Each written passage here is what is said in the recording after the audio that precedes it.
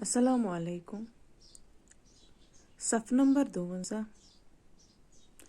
यथ पे मूल अक्षर वाव।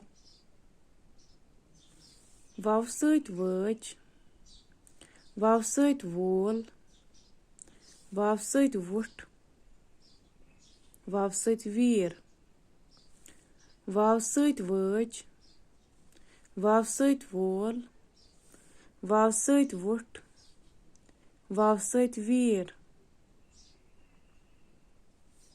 वज लाग, वोल त्राव, वुठ छल, वीर लाग।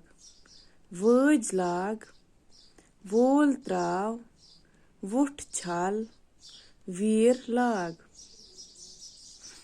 वज हम अंगूठी को कहते हैं। वोल मछली, वो कांटा जिससे हम मछली पकड़ते हैं, उसको हम कश्मीर में वोल कहते हैं। वुठ लिप्स, होंठ। वीर बेद का दरख्त जिससे बल्ले वगैरह तैयार किए जाते हैं। वज लाग, इसका मतलब हुआ अंगूठी पहनो।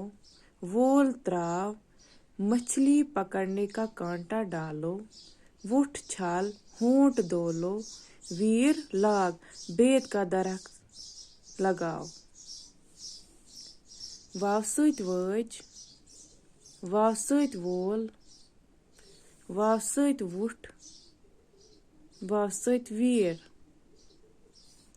वज लाग, वोल त्राव, वुठ छल, वीर लाग।